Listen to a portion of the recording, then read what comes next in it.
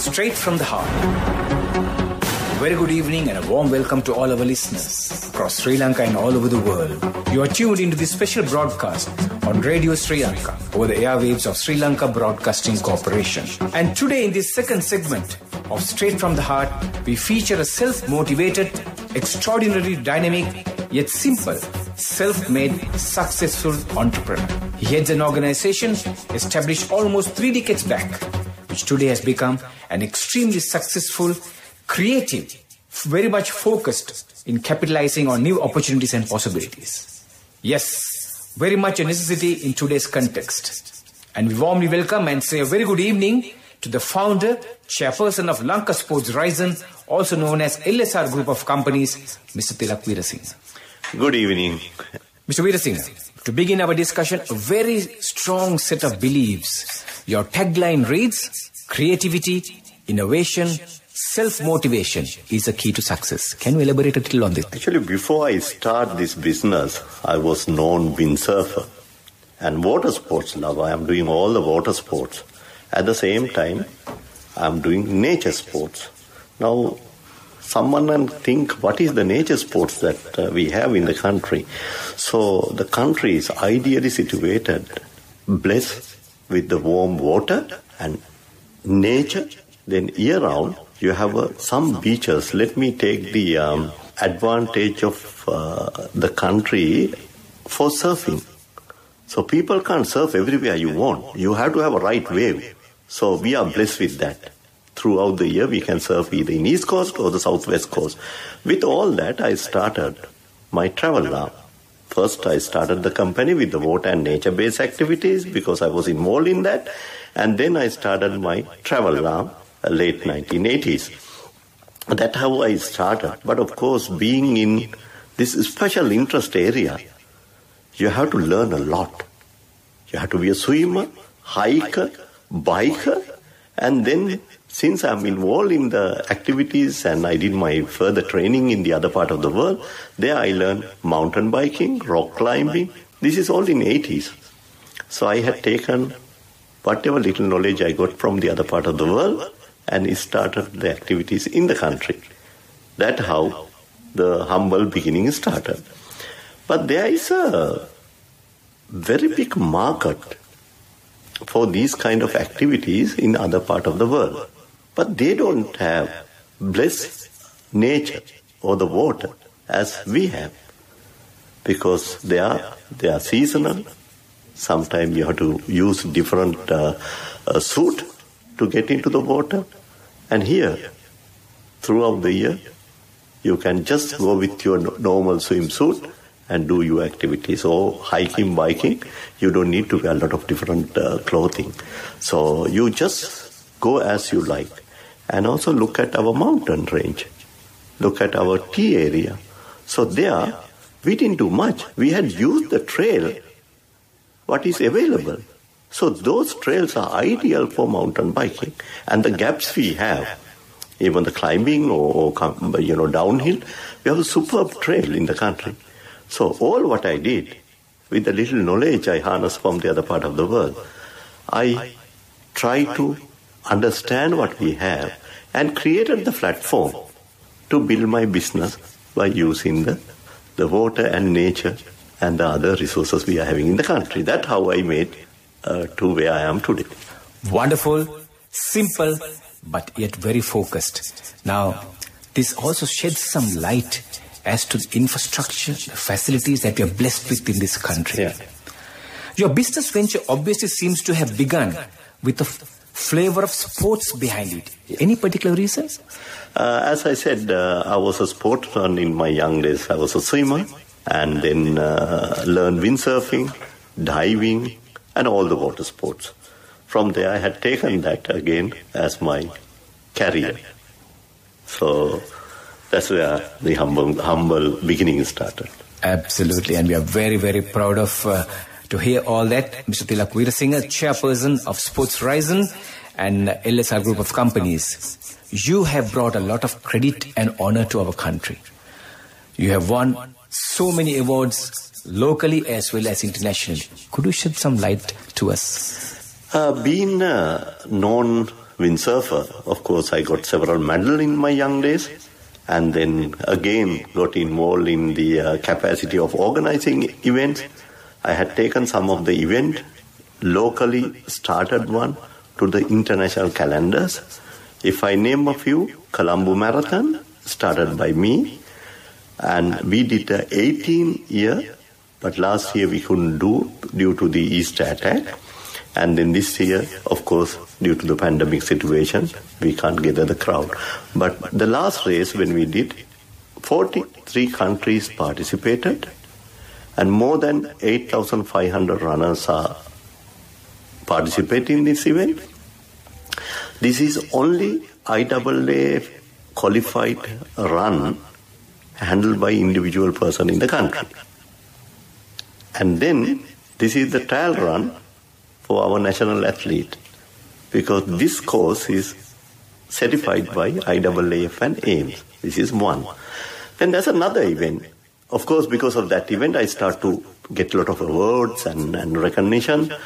It was so hard to continue the event because I don't have a big sponsors or anybody.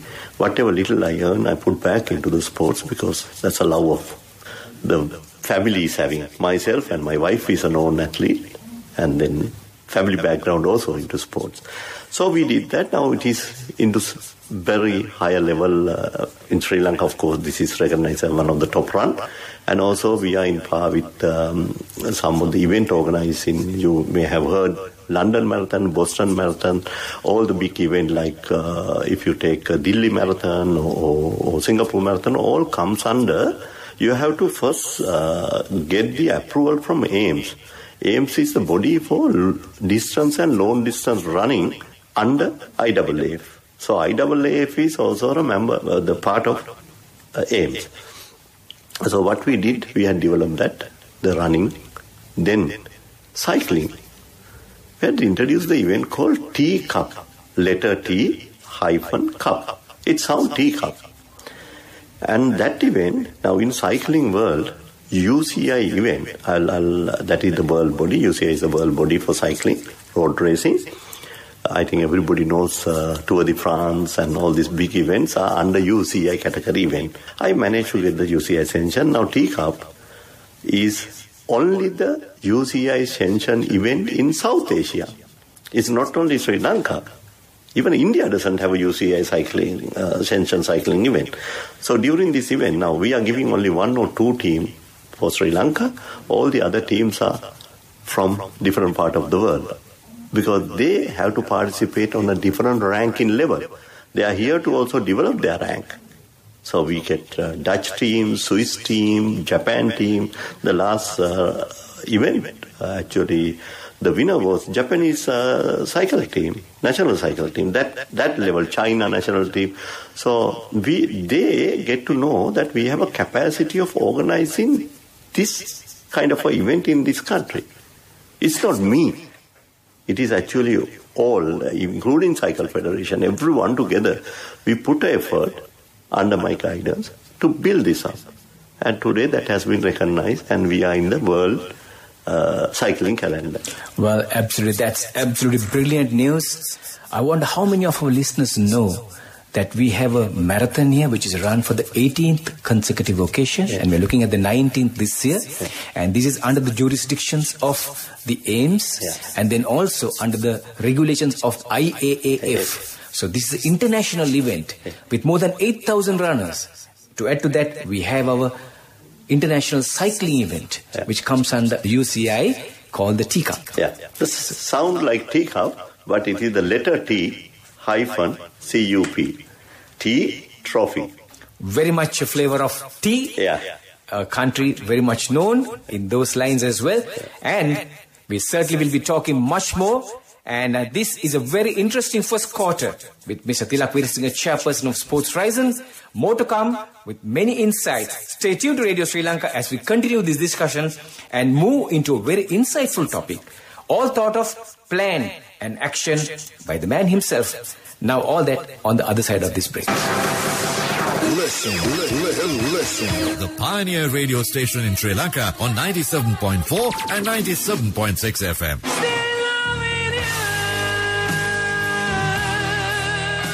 Radio Sri Lanka, 97.4 FM and 97.6 FM.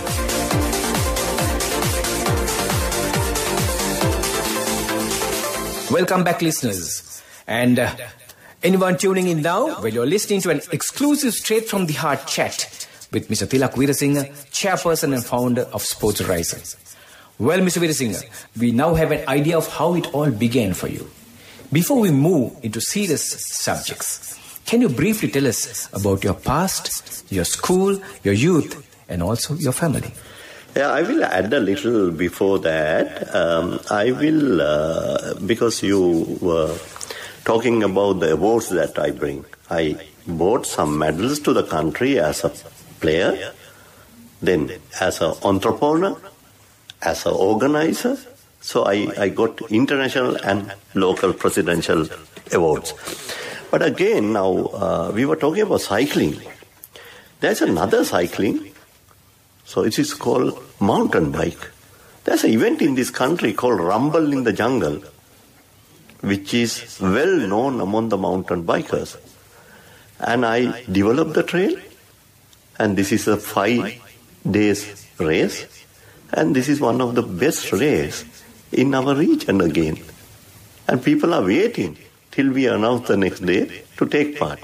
So actually, to participate, we have so many people in the queue, but we can take only the limited number. Could you believe international players are waiting till this day? So this is the value we have, that is not because of me, it is because of the special trail, how we build, how serious we are to develop this trail with the gaps. All that has taken us to one of, again, a best event in mountain biking field. Then surfing, the World Surf League, to the different event we had organized in this country. So World Qualifying Series was in Sri Lanka. I did that for 2 times for the World Qualifying Series. You have a star grading on that. People are coming by paying to participate to get their grading, international recognition, international grading level. Then how about other windsurfing? Then water skiing. Diving. Diving is another one. I will talk about it a little later. So that is where I got my medals, trophies and all. And then you asked me about the schooling and all. Actually, I educated in Kotigavatta at the beginning. My mother, father, they were from Kotigavatta. And actually we are from Yakkala. At the moment we are living at Yakkala. But after my sports career, I got a scholarship to Germany at the beginning. From there, I developed my career and I learned all the other activities. At the same time, I start to learn, after finishing my the professional career, I start to learn to be an instructor and then the master trainer. That where my adventure sport started in tourism. So there I start to teach the people and also set the organization to accommodate the people, give them the facilities, and train diving in Sri Lanka. International certificate can take through our organization. That's how the things started. But all what I did, every time with the little education from Europe, I start to travel to all these serious places, including some of the ski valleys or ski resorts. These are differently built resorts for skiing. Then I start to build a resort in Sri Lanka for diving. Start to understand why the people are coming. It doesn't matter they are coming for ski, but of course you have a totally different scenario. The value of the ski resort, I'm sorry to interrupt you, but what you're trying to say here is that you are bringing in diversity. Yes. Diversity where people look at it, especially from a tourism aspect. Yeah. Now, this is a destination where everything is possible. Yeah, but now ski is not possible here. But I have turned that into the values we are having. We have a lot of values in diving. Why? We have a lot of shipwrecks around. Warm water and good visibility. So these things help me. So developing resort, always we shouldn't develop just only for tourism. We can develop with the value addition. I developed the resort because of the diving available in that area. So, to accommodate the people who come for diving. It's not the people who is there to do dive with me.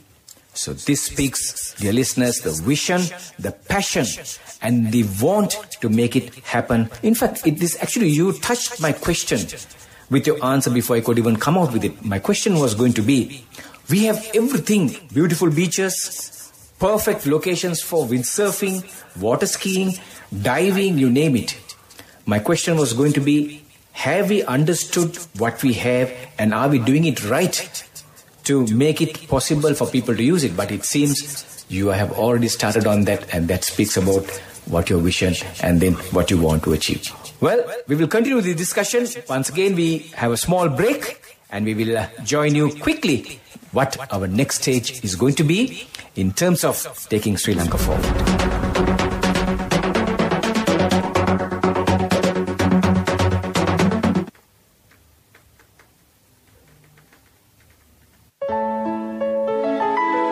You're with Radio Sri Lanka on 97.4 and 97.6 FM.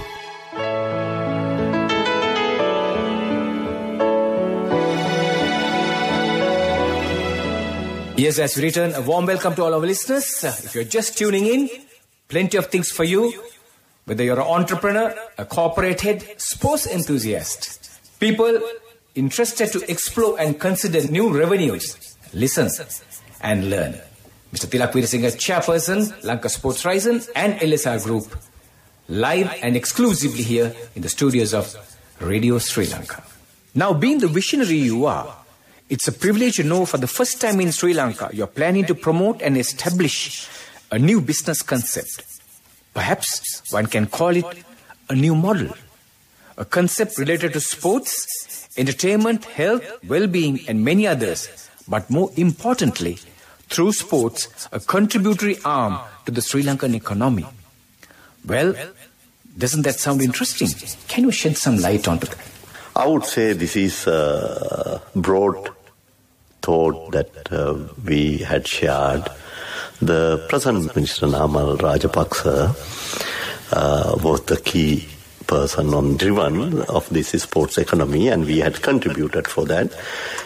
For him, companies like ours can be a good example. How we start the career with the sports and where we are today. The LSR is fourth largest revenue earner in inbound tourism. So starting from sports tourism and getting the remarkable revenue into the country, we are one example. So what is this whole sports economy? We need to now in tourism, people are coming into the country. Why they are coming to the country? They know the right wave is there, the right weather is there, and they can practice their activity, which you can't do all over the world. You see, there are countries nobody can surf in that area. But here we are set for it. And then how they come? They fly from wherever they are to Sri Lanka. If they landed in Colombo or Mattala, then they have to use the transport, goes up to the particular area. And then from there, let's take Arugambe. Most of them go. They are traveling even 8 hours to Arugambe. They don't complain. Why? They are going to reach the place where they can practice their activity or enjoy their surfing holiday. Then, now the transport is benefited. Keep airline part out because you have a lot of international air. Once when they are landed here, the money comes into the country. But of course, they bring the foreign currency to spend in Sri Lanka, even when they change into rupee, but they bring in the foreign currency. Once when they are there for 1 week, if a surfer comes, they stay sometimes 2 weeks, 3 weeks. They are planning a long holiday. For that 3 weeks, what they do? They need to eat, drink, and then, pay for their boats or instructors or then to the resort in the area. So that is coming into the country. Now, because of the sports, that traveler is coming into the country. Now you can see how the foreign currency come into the country because of the surf. Not he come because of the Sri Lanka. But of course, we are having a lovely country. When they are here, they only don't want to do surf. They can go for excursion, they can go and see inside the country. We are very rich with culture, nature, wildlife. Some of our beaches are in wildlife area. So they can surf. At the same time, in the afternoon, they can see elephant on the road. So this is the country we are in. So we have to be careful about crocodile to everything because we have a lot of wild surf side. Right. That is simple example how one sports can bring little money. See around the country, how many foreign surfers you see? Everywhere. If you take down south from Panadura to Kirinda, there are a lot of beaches for beginner or for a basic surfer to the international qualified surfer. So that is not because of anything, because of the right waves we are having in the country. Take diving. They plan their holiday with a dive. Dive can be an hour or two per day. Or maybe some are doing 2 dives. So that is again maybe a half a day. But still, he have to stay, accommodation, food, transport, all that added into his package. So money comes from that. Now we see a traveler coming into the country, but some of them are coming to stay in upcountry. Allah is actually developed within very short period. Why? Someone start to say Allah is having one of the most cleanest air in this region. So people start to come. Now, when they are there, we think they are staying in a small guest house, shabby places. No. Traveler, we can't talk about high-end tourists and low-end tourists. I, as a surfer or windsurfer, I'll be on the beach with my beach sword and also with, whatever the equipment you use for. So it doesn't mean I'm from the beach or I'm a beach boy. But only little things that we had, our people gone into the different culture, especially on the beach. But there is a culture called beach culture. It's not to look like a hippie or long hair or earring and all. Any CEO of the world in a big, corporation can be a surfer. Surfer, come to enjoy, have a holiday. And he can spend about 400-500 a day. It's not the price. It's coming because of the nature value.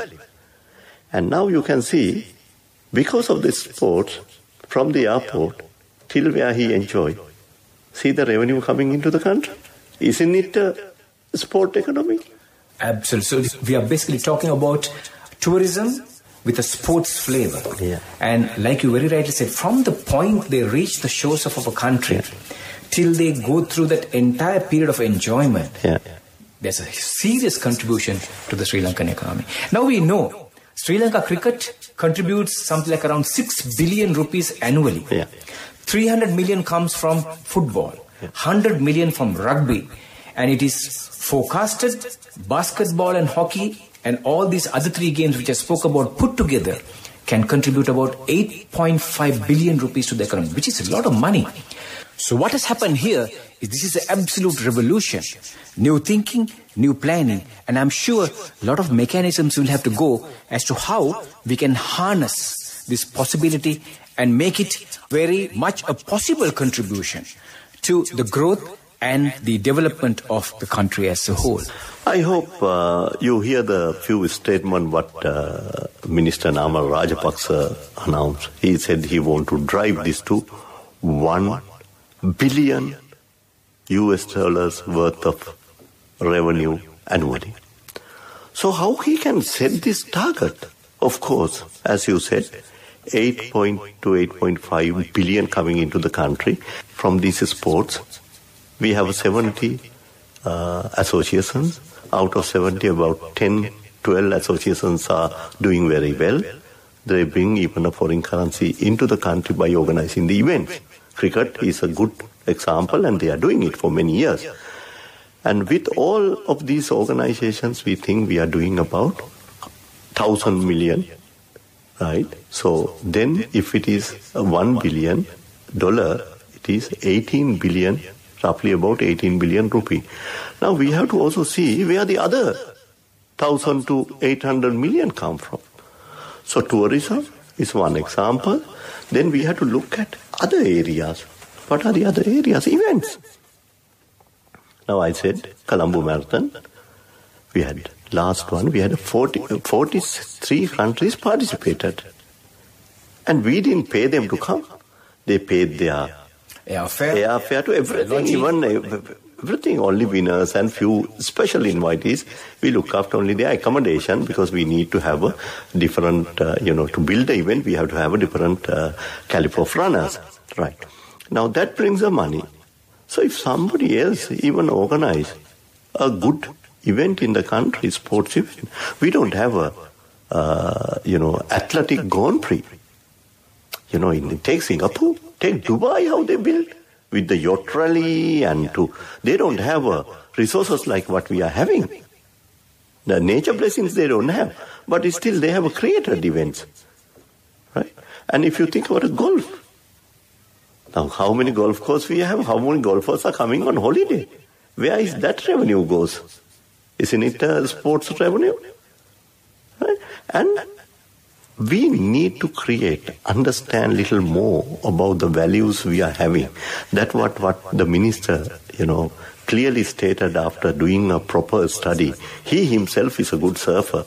He himself is a runner, a biker, and he's into rugby and all that. Why I'm saying this, he was on a grassroots level to all these sports. He knows how we live, what we get, where the money comes in.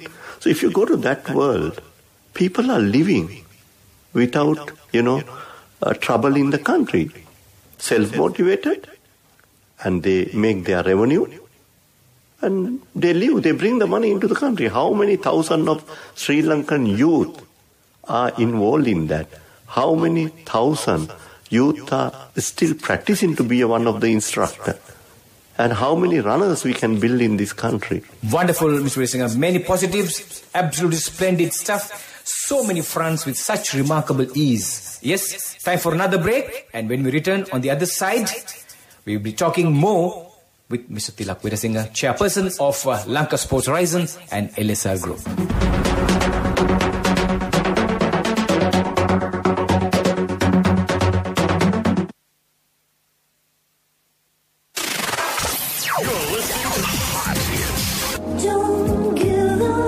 The station of the nation, 97.4 and 97.6, Radio Sri Lanka. Our Minister of Sports, a young man himself, very much involved in sports, be it rugby, representing Sri Lanka at the international level, in fact captaining Sri Lanka as well, brought about a huge change and improvement to the structure of rugby in Sri Lanka.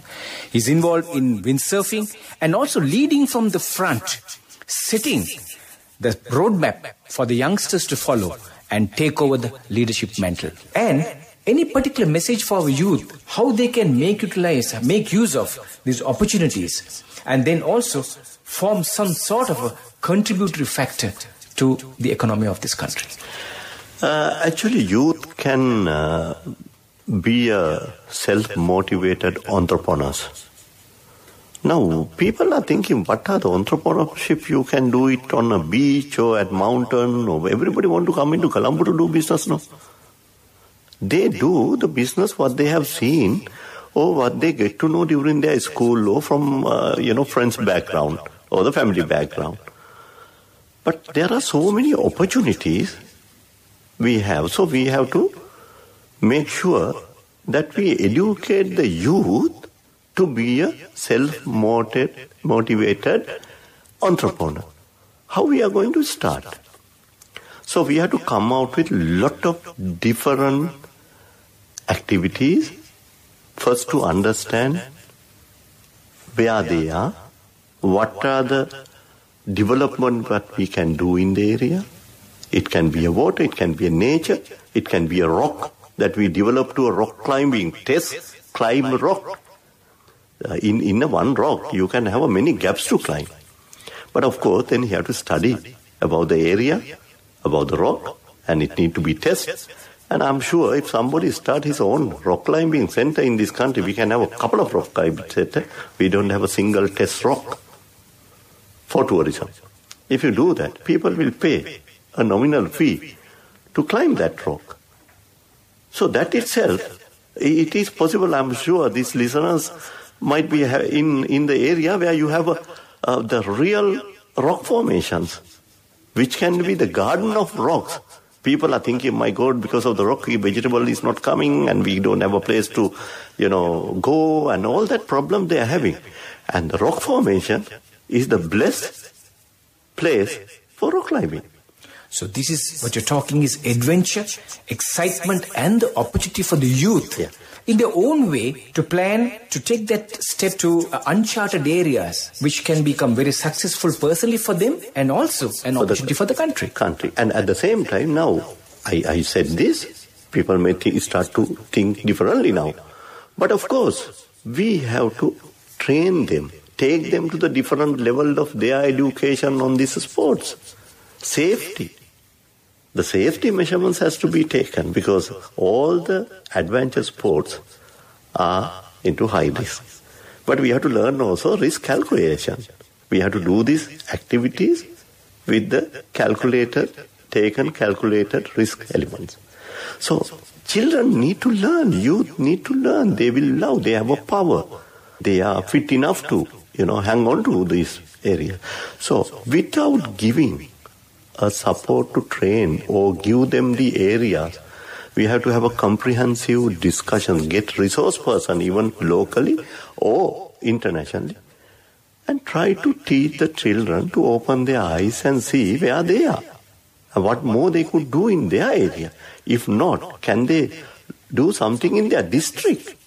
We have a 25 district. If even you don't have an opportunity in the district, then look at provincial council. We have 9 provincial council. In this province, I'm sure one of the activity can be done, which will help the tourism. It can be related to tourism, but we don't need to look for the international tourism or passengers come from different parts of the world. How about the domestic tourism? All of us are happy even to do a little bike ride, a small bike ride with kids. In some of the place, if we feel this place is safe, we have the right equipment, someone to look after us, right? And take even some of the cultural side. You can walk or you can do a small cycle. You don't need to be a winner or to be a real biker to do biking. So that is the event. So now Minister started 4 pillars in his ministry. One is a leisure pillar. So people want to know what is this leisure sports in the sports ministry. We were all, so far what we did in all our sport ministries, what I understood from my childhood, ministry was involved in competitive sports to win medals in the other part of the world, which is very good. We need to actually encourage, develop that. And also people think there's a huge budget that allocated from the government, from our own money to develop that. Now here we are turning into different angle. Of course that is there. But at the same time, we invite people to come on holiday to do sports. So leisure sports is helping on that economy. Well, absolutely, because the records show we have a contribution from travel and tourism industry to our GDP, something like 12.5%, which was in 2018, which was increased from 11.7%. And also, very interestingly, the World Bank has elevated Sri Lanka and upgraded to an upper middle income country with a GDP per capita of US dollars 4,102. So the possibilities are enormous. All what we need to do is, like you very rightly say, be creative in our thinking. Yes, and also now by saying this, one pillar is a leisure, the second pillar is a competitive, or the first can be competitive. Then, Minister came out with the idea, e-sports. What is this e-sports? At the beginning I was also, because he's young, they know the world sport, the way how the children are enjoying. Even one who is not physically active in sports, they go into e-sports. Now, Xbox and all that. That is again a $1 billion industry. I think it's huge industry in the world. And taking off here in Sri Lanka as well. Yes, it is. So, is it a sports economy?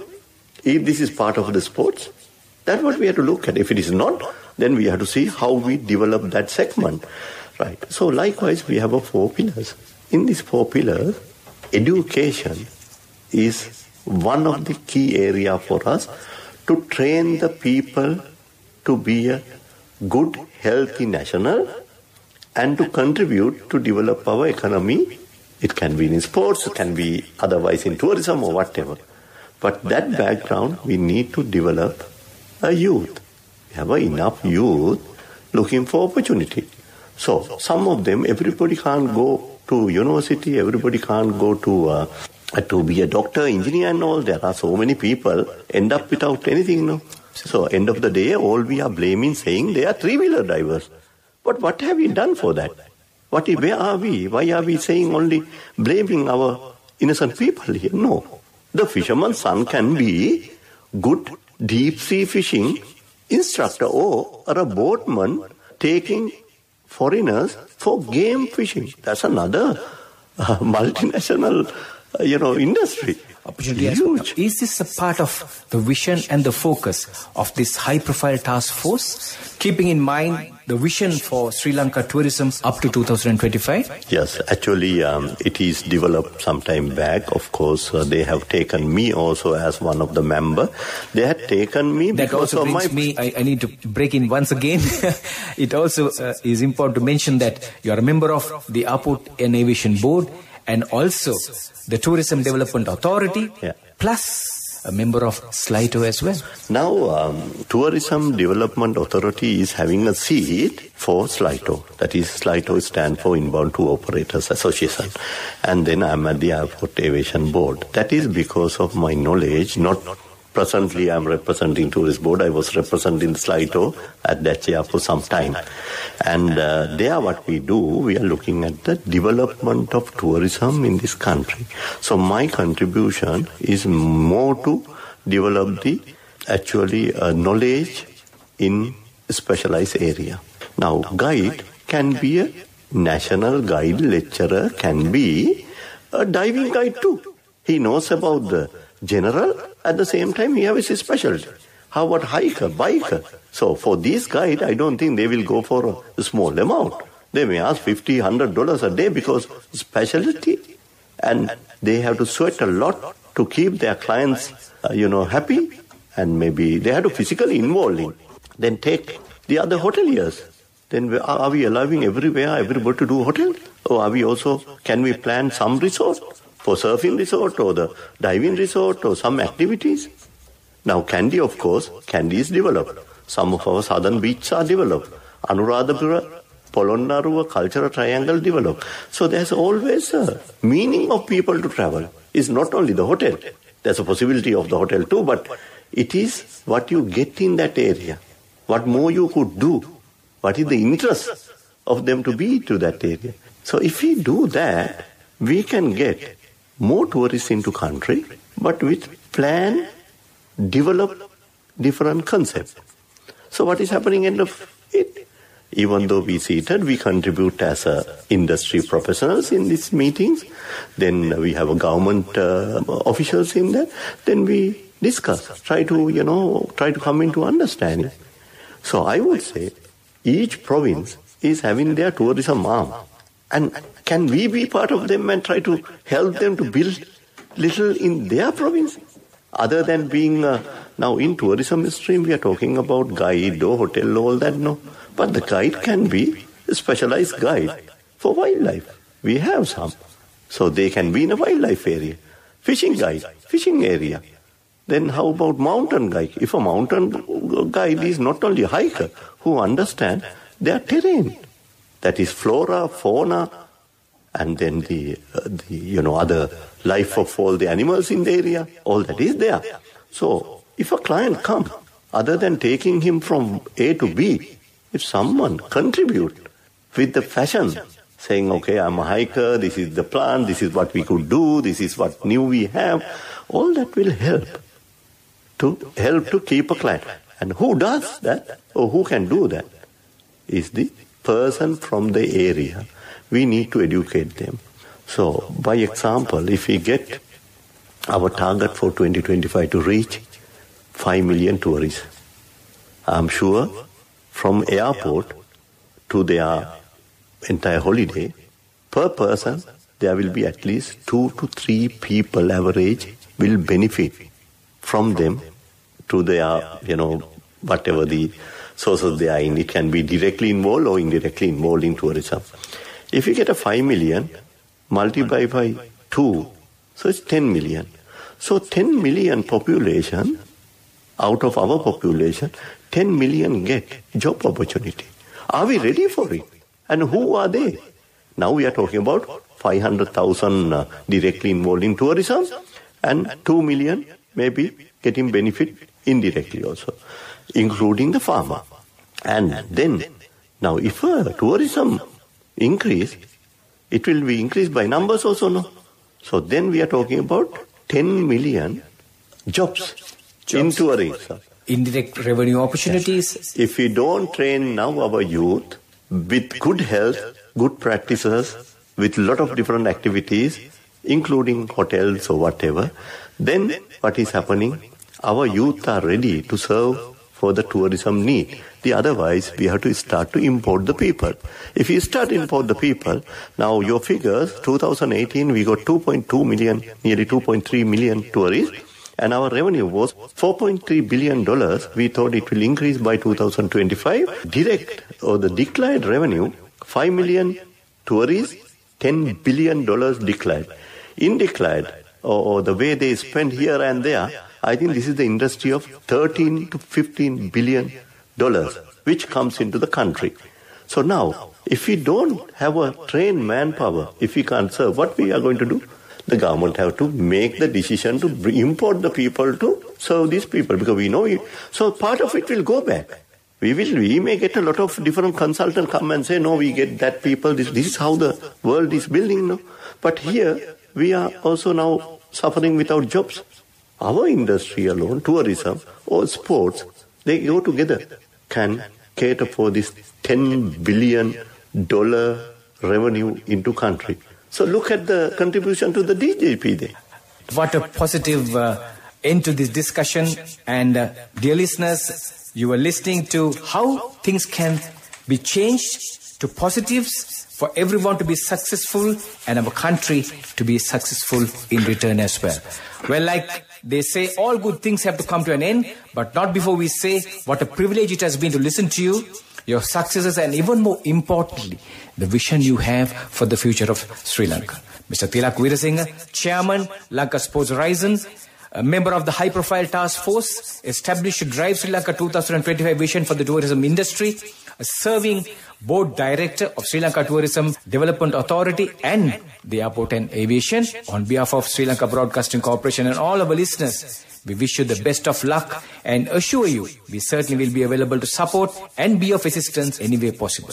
Thank you for joining straight from the heart, and wish you all our listeners a pleasant evening and God's blessings. And from me, Ashley Ratnaik, a big thank you as always. Until next time. Thank you.